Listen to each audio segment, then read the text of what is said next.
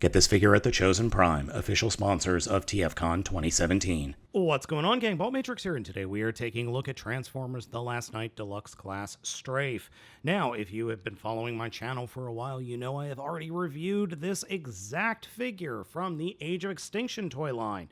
This isn't any different other than paint from that original Strafe figure, that is. That original figure was blue, black, silver, and I mean dark blue, and some other little colors. And that's about it. This figure, though, is powder blue and silver, and more similar to the coloring of Slash from this line. Head sculpt is cool. It is that more, I guess, Roman or Celtic head sculpt.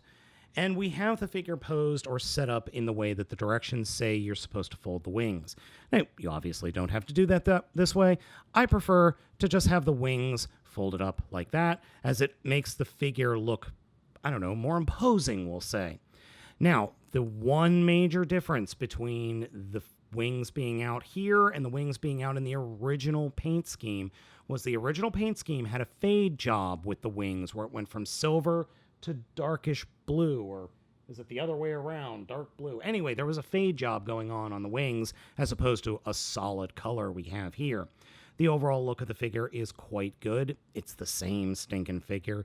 The big issue I have in robot mode, though, are these twin tails. They're still rubber. They still stink, and they still get in the way no matter how you try to pose the figure in any of his modes. The overall look of robot mode, though, is good. I like it. I think the lighter blue works really well for the figure. Just like before, the figure comes with a few accessories. The first is this crossbow, not spring-loaded, just push-button crossbow that doesn't really fire all that far at all, or with that much power.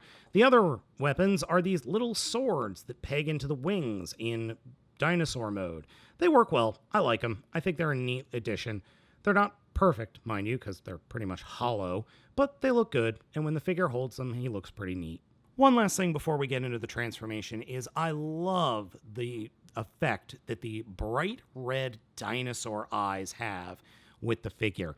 I kind of wish that the visor was also red. I can fix that. I can do that myself, but that would be a neat cohesion to the rest of the robot mode. Strafe's transformation is very simple. First, we are going to come to the dinosaur heads and fold them out like that. Take the robot head and push it down into the body as far as it will go. Then get the robot's heads folded up, the dinosaur heads folded up and snapped into place where they belong.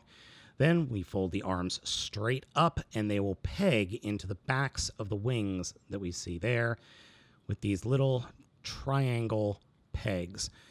I do wish that you could fold the arms up into the cavity, but you can't. They are on a swivel. And then we come to the legs, turn the legs 180 degrees, and then flip them forward towards the front of the beast mode, like so.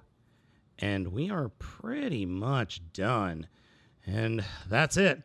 That is the dinosaur mode. We can then flatten out the wings, fold out the rest of the wings, and then attach the weapons.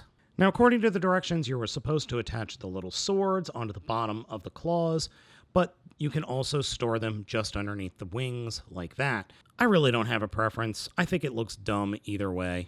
You're also supposed to put the crossbow up here at the top of the back of the bird mode. Yeah, dino mode.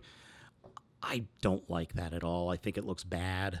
You can also put this figure in what I like to call like a ground mode, though it looks pretty dumb. Yeah, the posability in this mode isn't great, but it's fine. I mean, it's supposed to be a flying dinosaur. You're not expected to have a great ground mode or ground game when you're a flying dinosaur. I don't particularly care for the two heads, but it's fine. There's nothing wrong with it. I would just prefer, one bigger head as opposed to two smaller ones. Just a personal preference, because I'm crazy.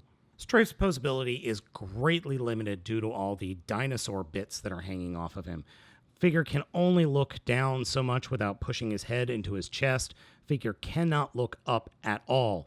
The dino heads, though, can move around freely, Shoulders are on a hinge and can move out that much and move forward that much until they hit the dino head. Swivel at the upper arm, over 90-degree bend at the elbow. There is torso articulation, but the stupid twin tails do get in the way. Legs can go forward that much. Legs can go out that much. Swivel at the upper thigh. 90-degree bend at the knee. No foot articulation. The shoulders also have forward and back movement for the dino mode, but you can get him to kind of cross his hands, and he can actually feed himself a nice Energon biscuit. Wings themselves are posable and can wave high. And then the outer wing can move in and out that much. It feels like it should peg into place here when it's folded up, but it doesn't. One nice thing about Strafe is that he has a plug here for being able to be posed on a stand. The Last Night Deluxe class Strafe is perfectly fine. If you never got a hold of Strafe in the Age of Extinction line, this is definitely worth having in your collection. But I'm sick and tired of the Dinobots from that movie. We don't need them again. They weren't that great the first time they showed up, and they certainly aren't any better several years later. So Hasbro, stop with these Dinobots. They're not that great.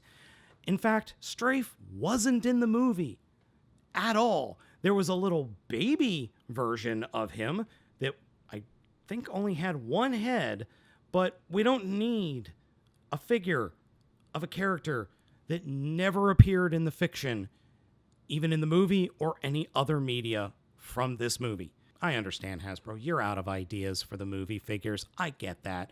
This figure is fine. I think it's a worthy repaint. I think it's pretty good, actually.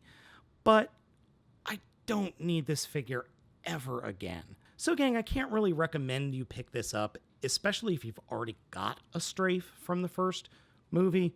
And by the first movie, I mean Age of Extinction, because this thing isn't doing any different, except its paint is a little bit better. So that's my opinion on this figure. Thank you for watching this video review. As always, I am Baltmatrix. I ask you to like, comment, and subscribe, and I will catch you next time.